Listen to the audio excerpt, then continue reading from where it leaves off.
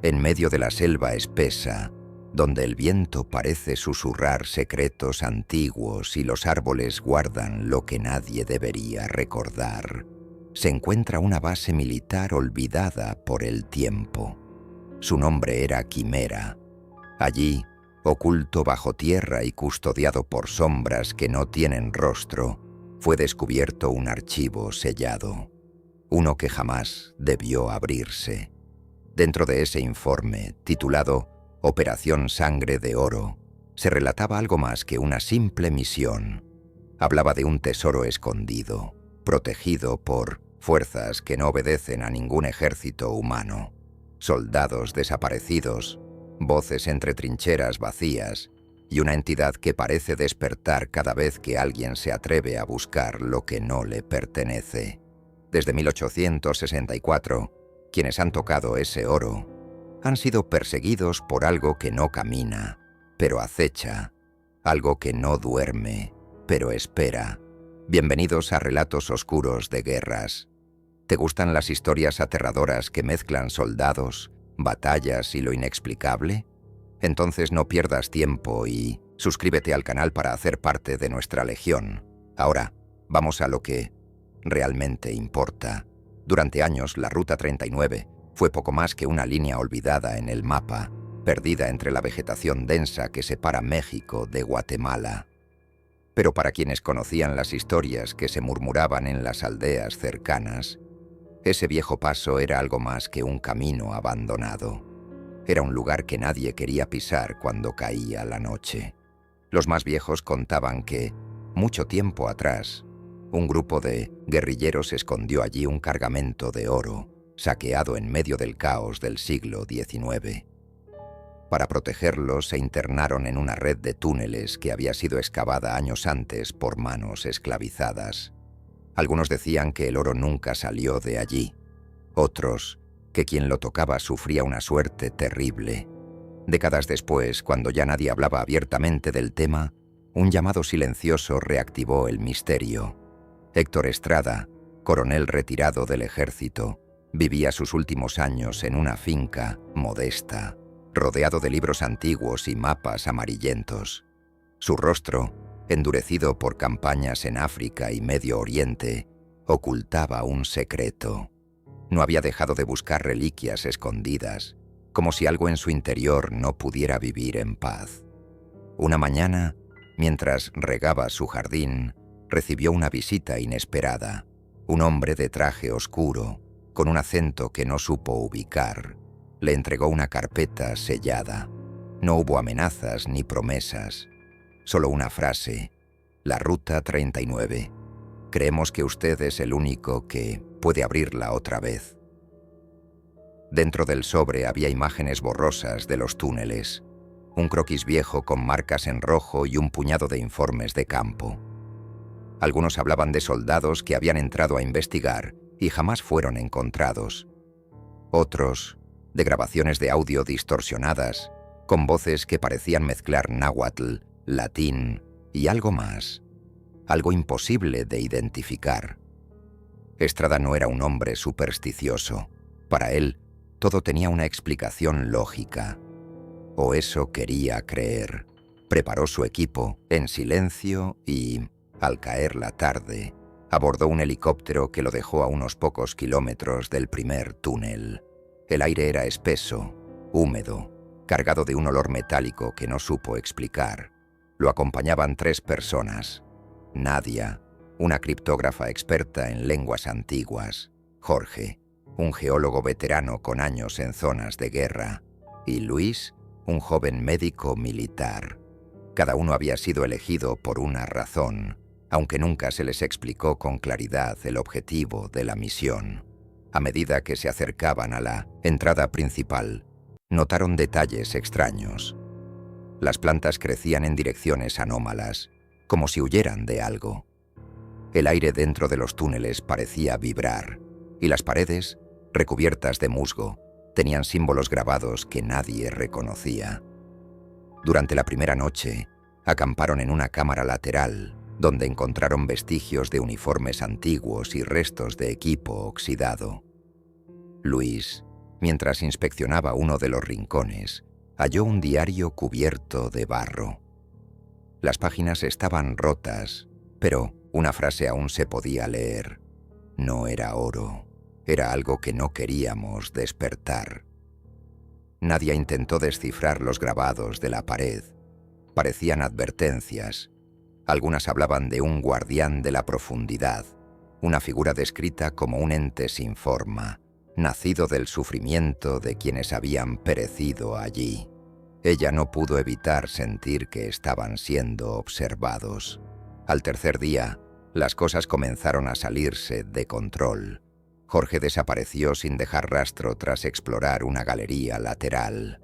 No se escuchó ningún grito, ni hubo señales de lucha. Solo su linterna encendida, girando lentamente sobre el suelo húmedo. Esa noche, el coronel Estrada soñó con soldados antiguos, sus rostros cubiertos por vendas negras, caminando en fila dentro del túnel, como si obedecieran una voz que solo ellos podían escuchar. Cuando despertó, tenía marcas en el brazo que no estaban allí el día anterior, como si alguien le hubiera sujetado con fuerza. Luis comenzó a comportarse de forma extraña. Murmuraba en lenguas que Nadia no lograba identificar. Su mirada se perdía entre las sombras, y más de una vez se lo encontró escribiendo símbolos en las paredes sin recordar haberlo hecho. El cuarto día, hallaron una cámara circular. En el centro, una estructura de piedra parecida a un altar, cubierta por lo que parecía ser una fina capa de polvo dorado. Alrededor, huesos antiguos mezclados con casquillos de armas modernas. Era claro que otras personas habían llegado antes y no habían salido. Estrada se acercó al altar. Algo dentro de él le decía que allí estaba el corazón del enigma. Nadia, desesperada, le rogó que se detuviera, pero el coronel, como si estuviera hipnotizado, colocó su mano sobre el polvo brillante. En ese instante, un estruendo sacudió la cámara. Las luces parpadearon. Una brisa gélida, imposible dentro de aquel túnel cálido, los envolvió. Luis gritó. Sus ojos se volvieron completamente negros y su voz cambió. Lo que dijo no parecía humano. Nadia intentó acercarse, pero una fuerza invisible la empujó contra la pared. El coronel, recobrando el control por un momento, gritó: «Cierren el altar». Sin saber exactamente cómo, Nadia rompió una de las inscripciones y, con ello, el suelo comenzó a temblar.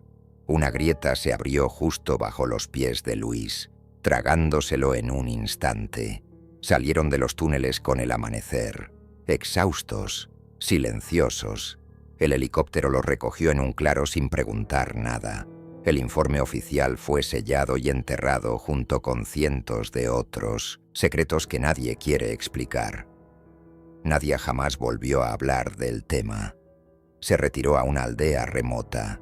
Jorge nunca fue encontrado, y Estrada simplemente desapareció unas semanas después. Su casa fue hallada vacía, con todos sus documentos quemados en el jardín. Solo quedaba una nota escrita a mano. Algunas puertas nunca debieron abrirse. Desde entonces, la Ruta 39 sigue cerrada. Pero quienes viven cerca aún dicen que, cuando hay luna llena, se oyen pasos bajo la tierra y un eco lejano que murmura en una lengua que nadie debería recordar.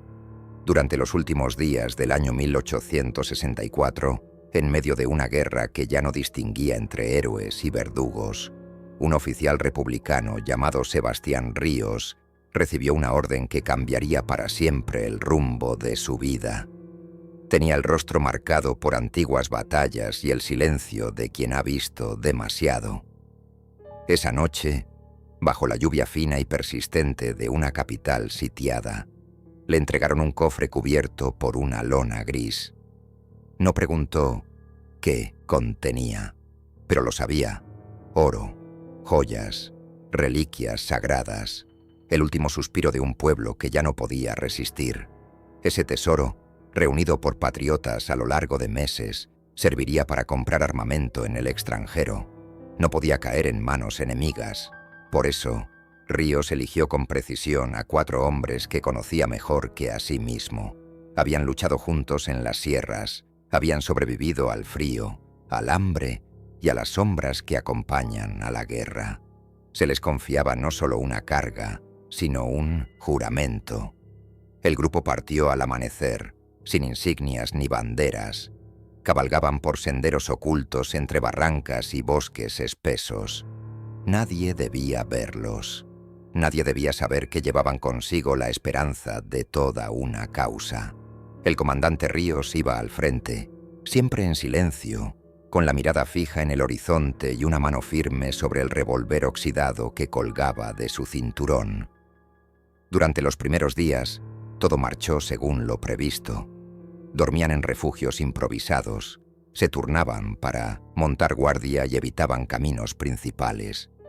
Pero al entrar en un paso montañoso conocido como el Desfiladero del Viento, algo cambió. Los caballos comenzaron a inquietarse, como si percibieran una presencia que escapaba a los sentidos humanos. Uno de los soldados, el más joven, aseguró haber visto figuras moverse entre la niebla. Nadie le creyó. Ríos solo dijo: «Mantengan la formación, no estamos solos, pero tampoco estamos perdidos». Esa noche, los sueños del comandante se llenaron de imágenes extrañas. Una figura encapuchada se le acercaba lentamente, susurrándole palabras en una lengua olvidada. Al despertar, encontró su campamento en silencio. 3 de los hombres aún dormían. El cuarto, sin embargo, estaba de pie, con los ojos vacíos y las manos manchadas de barro, repitiendo en voz baja una oración que ninguno reconocía. Al día siguiente comenzaron las verdaderas señales. Marcas en los árboles que no habían estado allí antes, rocas talladas con símbolos antiguos y un eco lejano, como si alguien o algo los estuviera siguiendo. Uno a uno, los hombres fueron cambiando. El segundo más veterano se apartó del grupo sin razón aparente y no volvió. Cuando lo buscaron, solo encontraron su capa rasgada colgando de una rama. El tercero, en medio de un ataque de pánico, juró que el oro estaba maldito, que pertenecía a otro tiempo, a otra gente, y que nunca debió ser tocado. El comandante Ríos intentó mantener el control, pero algo en su interior comenzaba a quebrarse. La noche anterior a su desaparición, escribió una nota apresurada en su cuaderno de campaña. No son los enemigos quienes nos persiguen, es la historia misma, reclamando lo que le fue robado. Semanas después, un grupo de pastores encontró los restos del campamento en una ladera cercana al río. El cofre estaba intacto, pero los hombres estaban congelados en expresiones de absoluto espanto. No había señales de lucha, ni heridas visibles, solo ojos abiertos hacia el cielo, como si hubieran visto algo que ningún humano debería ver. Desde entonces, nadie volvió a tocar ese tesoro. Los aldeanos dicen que aún descansa enterrado en algún punto del desfiladero, custodiado por ecos del pasado y sombras que no responden a nombre alguno. Y aunque el comandante Ríos desapareció sin dejar rastro, hay quienes aseguran que, en ciertas noches, cuando el viento sopla con fuerza, puede verse una figura montada, inmóvil entre la bruma, observando en silencio, como si aún protegiera aquello que juró no dejar caer en manos equivocadas. Aquel día la niebla era tan espesa que parecía que el aire mismo se había rendido. Los soldados avanzaban en fila, atravesando un bosque silencioso, donde ni los pájaros se atrevían a cantar. En medio de esa marcha tensa, el sargento Lucas Baena, uno de los más experimentados del pelotón, se detuvo de golpe. Llevaba minutos mirando hacia los árboles, como si algo invisible lo llamara desde el interior del bosque. Sin emitir palabra, soltó el fusil y cayó de rodillas. Los demás pensaron que había tropezado. pero cuando se acercaron, vieron su rostro completamente alterado. Tenía los ojos desorbitados y la mandíbula tan apretada que crujía. Intentó hablar, pero de su garganta solo salió un sonido seco y quebrado, como si algo le hubiera arrebatado el aliento desde dentro. Cayó al suelo sin dar pelea, retorciéndose como si su propio cuerpo lo estuviera castigando. Nadie supo qué hacer. Lo rodearon en silencio, paralizados por una mezcla de miedo e incredulidad. Cuando el coronel Estrada llegó al lugar, solo encontró un silencio sepulcral. Baena yacía con los labios rotos y el cuello en una postura imposible, como si hubiera querido tragarse sus propios gritos. No había señales de ataque, no había heridas visibles, solo una expresión de terror absoluto, como si hubiera visto algo que no pertenecía a este mundo. El pelotón, agotado por la tensión y sin respuestas, improvisó una sepultura dentro de una pequeña cueva cercana. Allí lo dejaron, cubierto por piedras y hojas secas. Fue entonces cuando Estrada notó algo en la pared de la cueva. Al acercarse con su linterna, vio una frase escrita con lo que parecía barro seco, o algo más oscuro. El oro no se escucha. Nadie supo explicar cómo esa inscripción había llegado ahí. Nadie la había visto antes, pero todos sintieron el mismo escalofrío. Esa noche, el coronel no pudo descansar. Se acostó sin decir palabra, con la imagen de Baena clavada en su mente. Cerró los ojos esperando alguna forma de consuelo en el sueño, pero lo que encontró fue aún peor. Se vio caminando por un pasillo largo, lleno de humo y sombras que se movían entre las paredes. Al final del pasillo, un hombre atado a una silla lloraba en silencio. Estrada se acercó, sin sentir sus propios pasos. Tenía algo en las manos. Un cuchillo. Un objeto oxidado y pesado que parecía parte de él. Y antes de que pudiera detenerse, sin que su conciencia pudiera resistir, hundió el cuchillo en el pecho del hombre. No por orden, no por defensa, por impulso. Mientras lo hacía, voces infantiles comenzaron a cantar en su oído, dulces y desafinadas, como si jugaran a una ronda macabra. Despertó empapado en sudor, con las manos temblando. El suelo de su tienda estaba marcado con algo que no recordaba haber hecho. Un dibujo rudimentario, casi infantil, de un corazón abierto. Desde ese momento, Estrada no volvió a dormir más de 2 horas seguidas. Se mantenía despierto con café, vigilando el bosque, observando sombras que quizás no estaban ahí. Y aunque nadie lo decía en voz alta, todos los que estaban allí sabían que algo se había despertado junto con la niebla, y que el primer muerto no sería el último. El oro seguía con ellos, y parecía que escuchaba. Mucho antes de que el coronel Estrada comenzara su investigación, existía una historia enterrada entre rumores y archivos olvidados. Se trataba del teniente Ignacio Bermúdez, uno de los 5 hombres elegidos para escoltar un cargamento secreto durante los días convulsos de la rebelión de 1871. Bermúdez era un oficial respetado, conocido por su lealtad, hasta que desapareció sin dejar rastro, justo cuando el grupo cruzaba un terreno minado por antiguas batallas. Durante años, se creyó que había caído en combate o que simplemente había perdido el rumbo en medio del caos. Pero luego aparecieron los susurros. Algunos afirmaban que había huido con parte del tesoro. Otros, que fue víctima de algo mucho más oscuro que la codicia. Décadas más tarde, soldados franceses enviados a patrullar la zona encontraron una vieja trinchera cubierta de musgo y maleza, tan antigua que parecía parte del paisaje.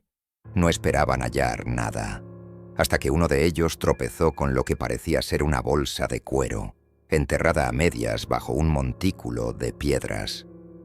Al abrirla, descubrieron monedas antiguas, oxidadas por el tiempo, junto a unos huesos envueltos en lo que quedaba de un uniforme militar. Entre los restos hallaron una carta, escrita a mano con tinta, casi borrada por la humedad. Solo unas pocas palabras seguían legibles. Nos observan desde dentro de la Tierra. La noticia nunca llegó a los periódicos. Se guardó en informes confidenciales que terminaron en manos de la misma unidad que, años después, enviaría al coronel Estrada a investigar la ruta del oro. Cuando Estrada supo del hallazgo, decidió visitar personalmente la trinchera. El sitio estaba oculto entre árboles retorcidos y tierra húmeda, como si la naturaleza misma intentara borrar su existencia. Llevaba consigo un pequeño equipo y 2 radios para mantenerse en contacto con su base. Apenas pisó el lugar, algo se sintió distinto. El aire era más frío, el ambiente más denso, como si allí dentro no pasara el tiempo.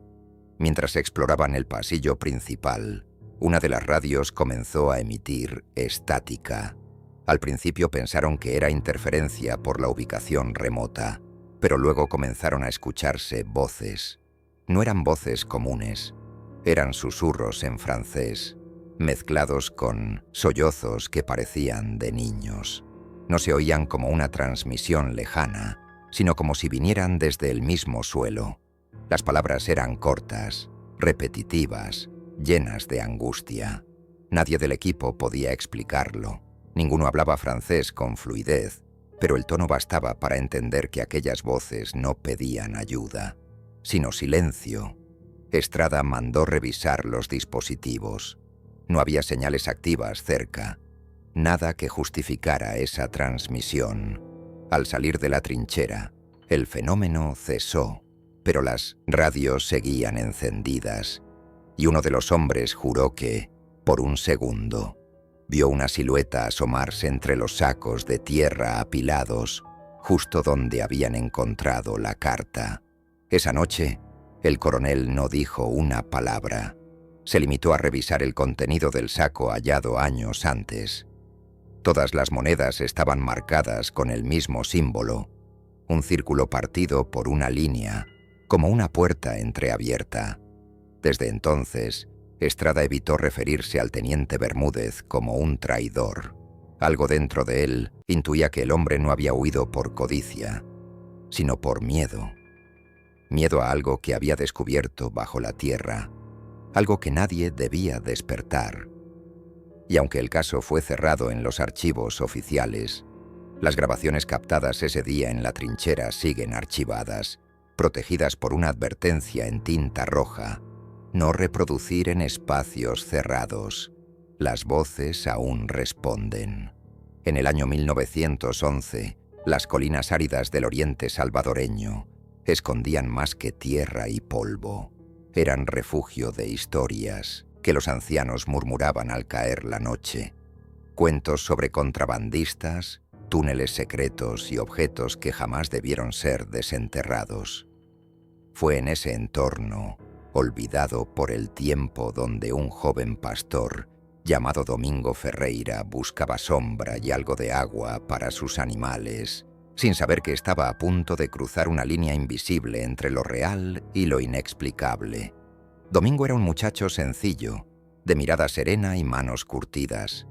Vivía solo con su madre, cuidando ovejas y sobreviviendo del trueque con aldeas vecinas. Aquel día, el calor lo obligó a internarse más de lo habitual, hasta una zona que los locales evitaban, una antigua ruta de contrabando, marcada por minas viejas, ahora cubiertas por maleza. Fue allí donde vio algo que no pertenecía al paisaje.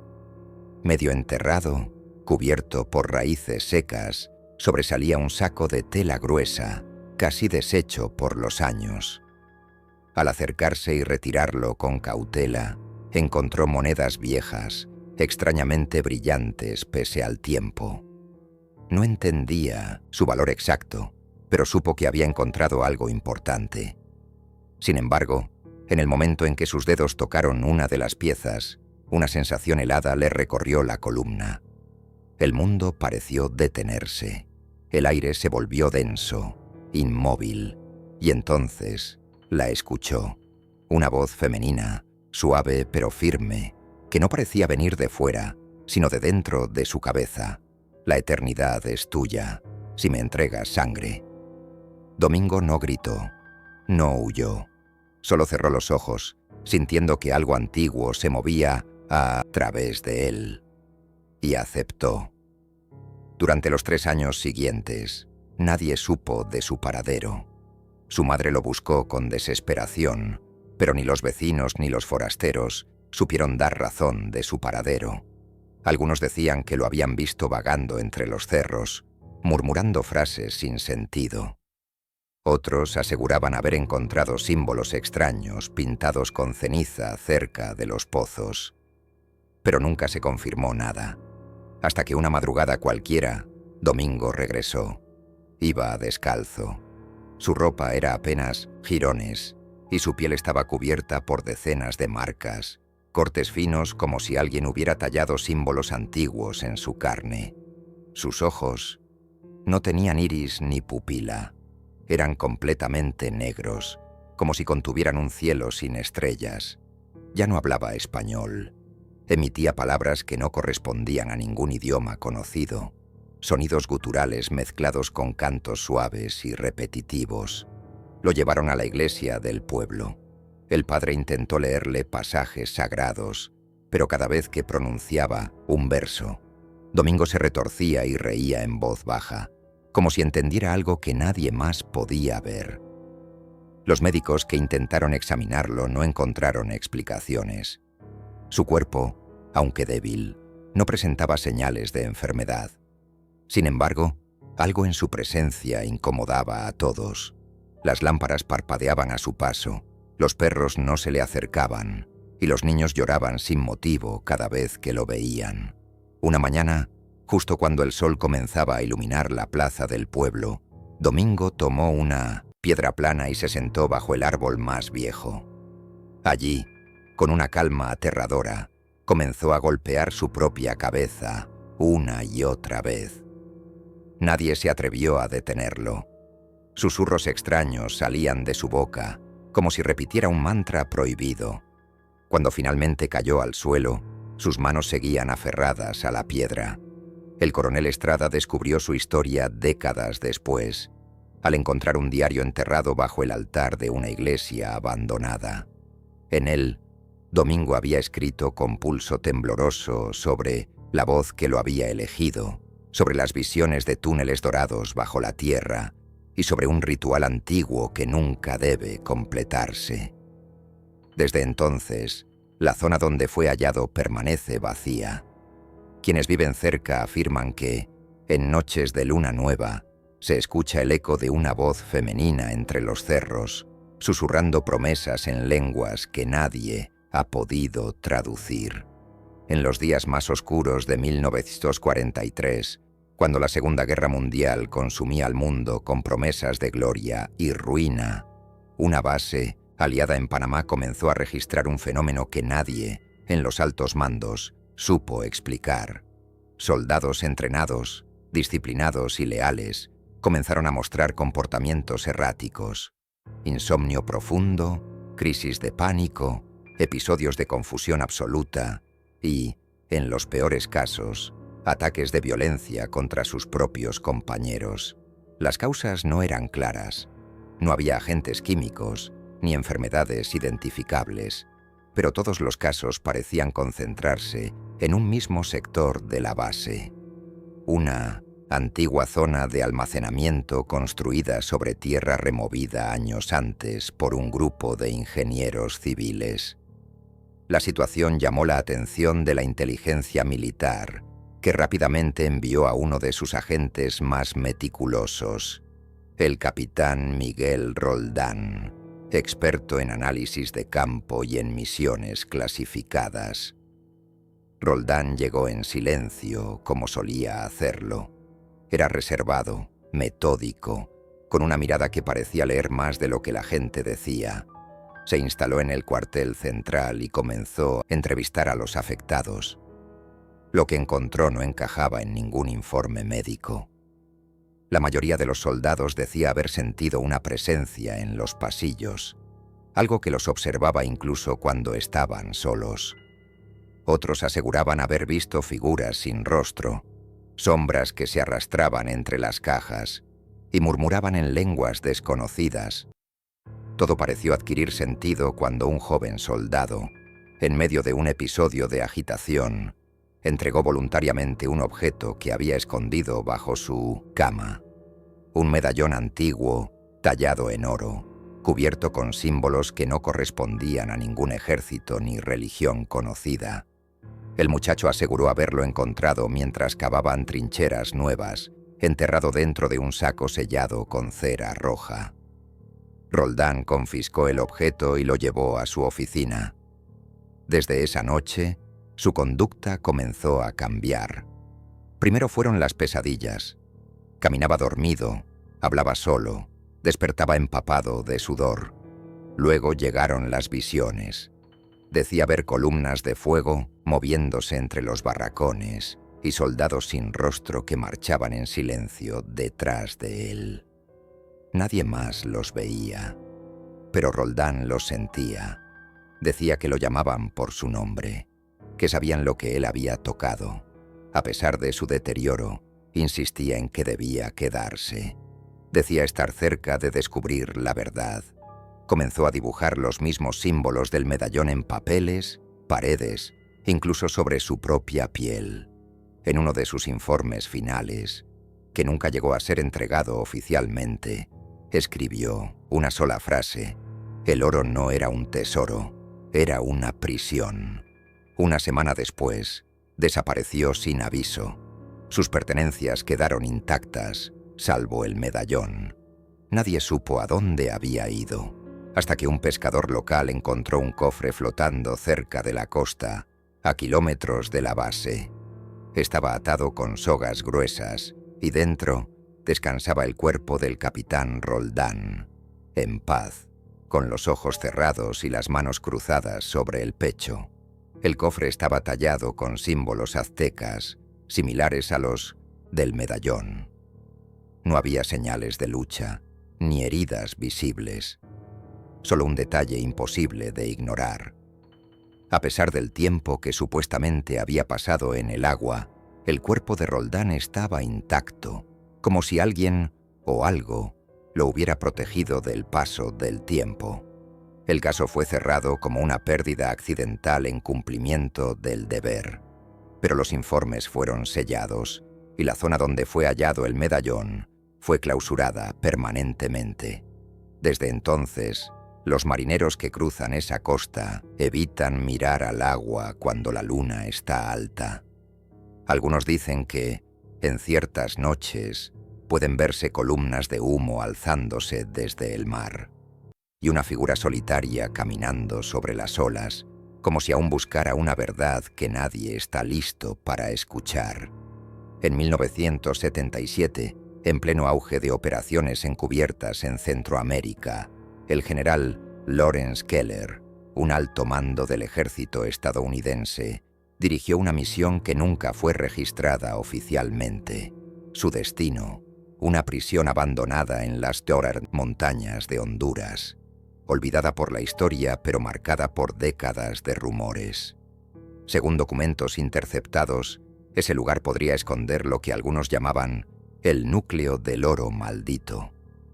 Keller era un hombre de ciencia y táctica.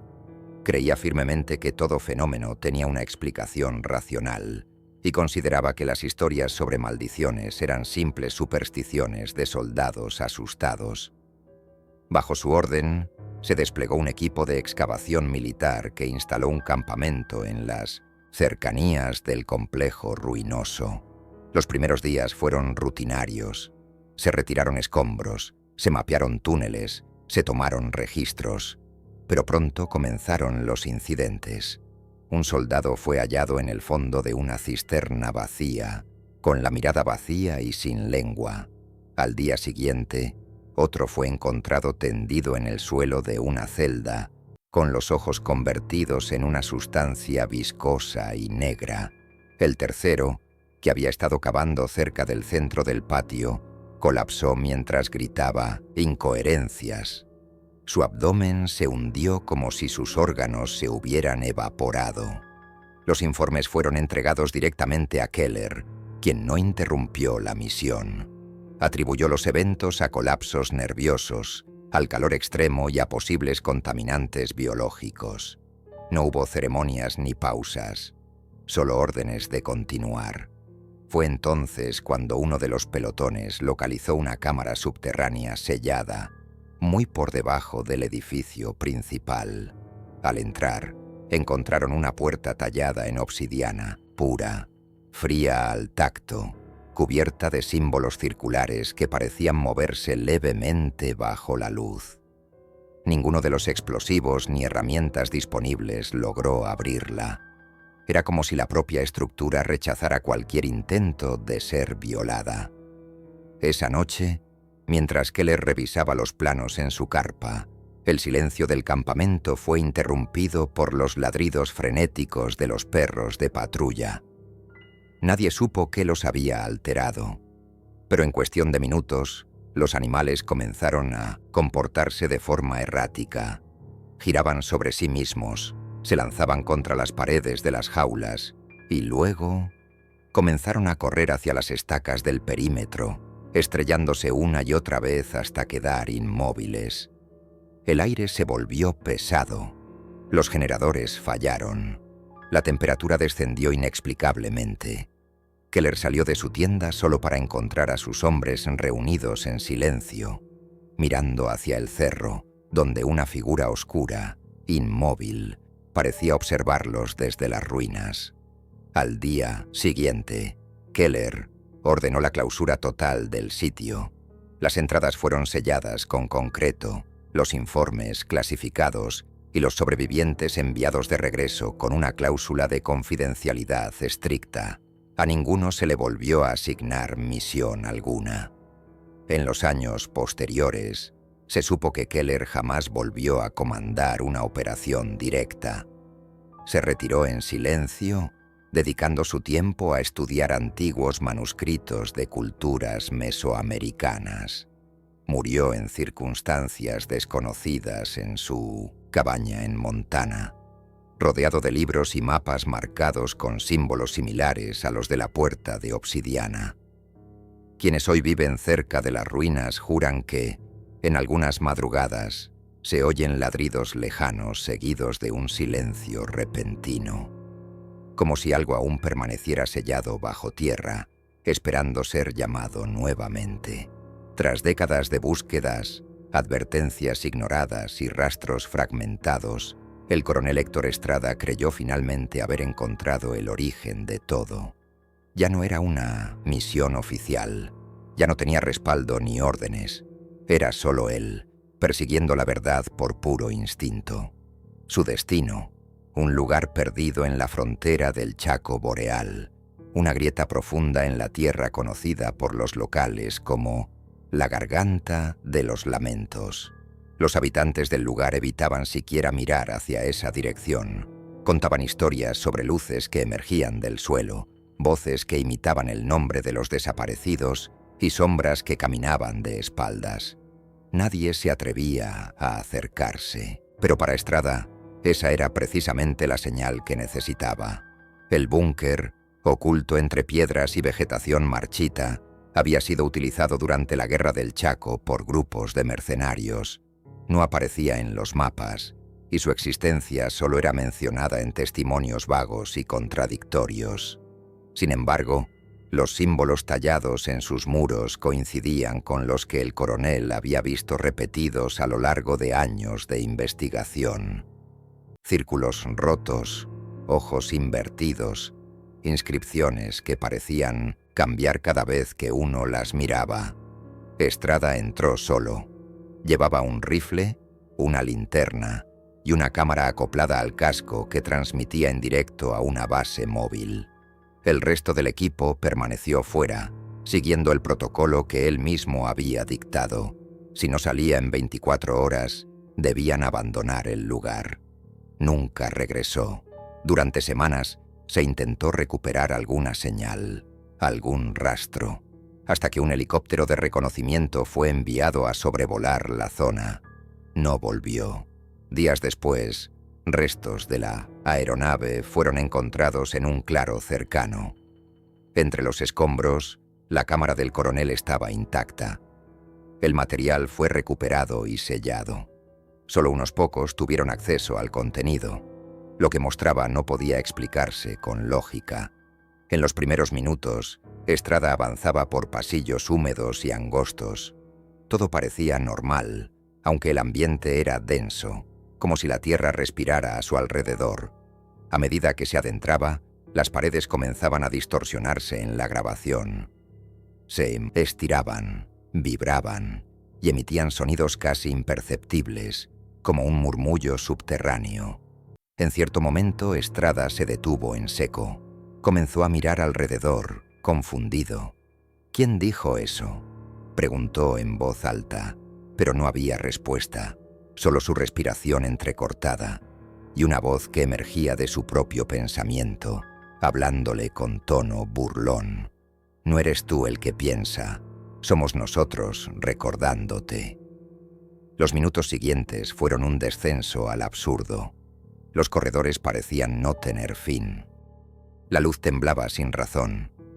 Y la voz seguía, repitiendo nombres de personas cercanas a él, hablando de momentos íntimos de su pasado, como si alguien o algo hubiese vivido dentro de su memoria. En la última grabación, Estrada apareció con la mirada perdida, su uniforme cubierto de polvo oscuro, el casco ladeado. Apoyado contra una pared, susurró lo que serían sus últimas palabras conocidas. No es el oro, es lo que se alimenta de él. Luego, la imagen se congeló y la grabación terminó. Desde entonces, la garganta de los lamentos fue marcada como zona prohibida. Las coordenadas fueron eliminadas de todos los registros oficiales y las fuerzas locales recibieron órdenes estrictas de evitar patrullajes cerca del área. Aún hoy, hay quienes afirman que en ciertas noches, cuando el viento cruza el valle, se escucha una voz metálica, distorsionada, repitiendo aquellas mismas palabras, como si el eco del coronel aún intentara advertirnos de algo que nunca debió ser encontrado. Hasta hoy, el expediente conocido como Sangre de Oro continúa bajo llave. Nadie puede acceder a los documentos originales y las coordenadas exactas fueron eliminadas de todos los archivos oficiales. Pero eso no detuvo a todos. En rincones ocultos de Sudamérica hay quienes aún lo buscan, no por avaricia, sino por algo más, por el poder que, según se dice, sigue latente bajo la tierra. Los rumores no cesan. Algunos afirman que una presencia antigua, conocida como el guardián del 1900 o eco rojo, fue despertada accidentalmente por los ecos de disparos y explosiones en la zona. Desde entonces, esa figura misteriosa habría comenzado a caminar entre ruinas olvidadas, cruzando fronteras que ya nadie vigila. Los que aseguran haberlo visto coinciden en lo mismo. Lleva un rostro construido con medallas derretidas y arrastra, en silencio, un ataúd bañado en oro. Quienes han tenido un encuentro cercano con él cuentan que no habla, no corre, no ataca, solo observa, pero algo en su mirada pesa más que cualquier amenaza. Dicen que si lo ves, no debes seguirlo. No importa que susurre el viento, ni cuántas respuestas creas que podrías encontrar al final de ese camino, porque a veces la curiosidad no trae luz, trae eco, y en ese eco algo escucha. ¿Tú qué opinas? ¿Crees que esta historia tiene algo de real? ¿Qué habrías hecho tú en el lugar de los soldados que se enfrentaron a este misterio? Imagina una imagen final para este relato, un paisaje árido, iluminado por la luna, y una figura solitaria, arrastrando lentamente un ataúd brillante por la frontera, sin dejar huellas. Si te gustan estas historias llenas de enigmas, sombras y secretos olvidados, déjanos un like, comenta lo que más te impactó y suscríbete al canal. Tu apoyo es esencial para que podamos seguir explorando estos relatos que el mundo preferiría enterrar. Gracias por acompañarnos una vez más. Y recuerda, no todo lo que brilla merece ser encontrado. Nos vemos en el próximo video. O, al menos, eso esperamos.